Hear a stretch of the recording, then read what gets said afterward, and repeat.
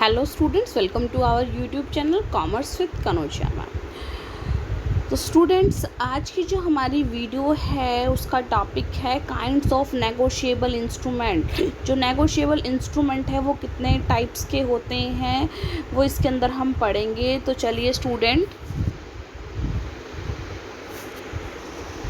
पढ़ते हैं kinds of negotiable instrument. देखिए section 13 of the negotiable instrument act state है negotiable instrument means a promissory note. देखो negotiable instrument का meaning है प्रोमिसरी नोट। इसमें प्रॉमिस किया जाएगा कि इतने रुपए इस पर्सन को चुकाने हैं। बिल ऑफ एक्सचेंज आते हैं और a cheque payable either to order और टू बियरर।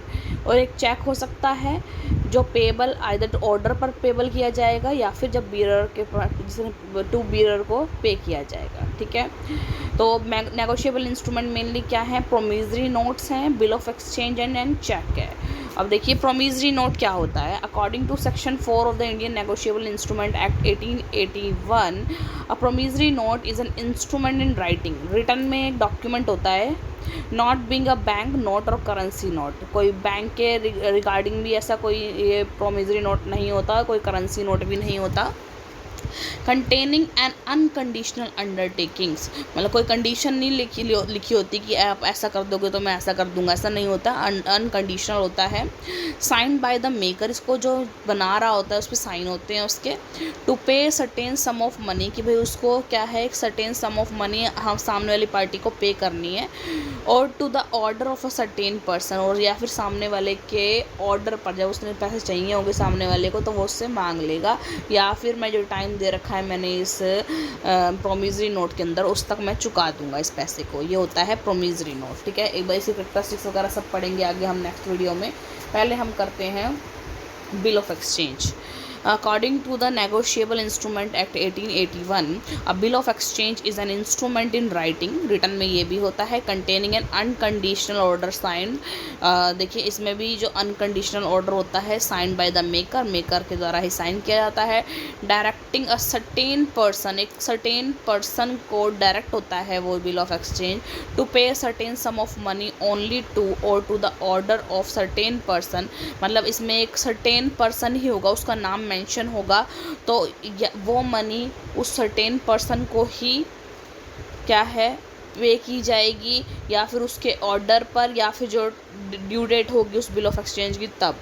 और to the bearer of the instrument, या फिर जिसके पास लास्ट में ये बियरर डॉक्यूमेंट होगा उसको पे की जाएगी। ठीक है, यानी बिल ऑफ एक्सचेंज में क्या आता है, नाम आता है। आगे देखिए अगला, check.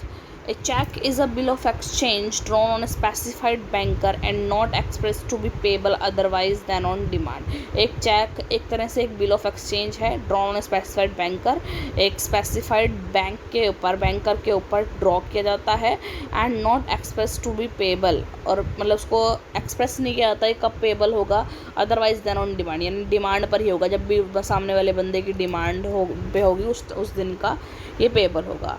According to Negotiable Instrument Act 1881, a check is an unconditional order, ये भी unconditional order है, in writing, written में होता है, drawn by a customer on his bank, customer अपने बैंक के ऊपर क्या करता है, चेक काट के देता है। requesting the specified bank, क्या करता है जब वो चेक काटता है तो वो एक तरह से बैंक को, जो स्पेसिफाइड बैंक है उसको रिक्वेस्ट कर रहा होता है टू पे on demand a certain some of money, कि आप डिमांड पर, जब सामने वाली पार्टी डिमांड करती है तो ये सर्टेन मनी आप पे कर देना to a person named in cheque, जिस पे चेक पे जिसका नाम लिखा हुआ उस पर्सन को कर देना।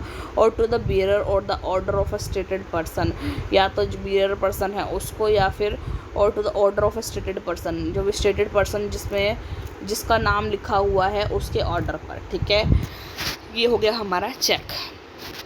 तो मेन जो है हमारे काइंड्स ऑफ नेगोशिएबल इंस्ट्रूमेंट जो हैं वो है बिल ऑफ एक्सचेंज, चेक और प्रोमिसरी नोट। तो इसकी मीनिंग मैंने आपको बता दी है। अब इसको डिटेल में पढ़ेंगे हमारे नेक्स्ट वीडियो के अंदर कि प्रोमिसरी नोट क्या होता है, कैरेक्टरिस्टिक्स क्या होते हैं उसके।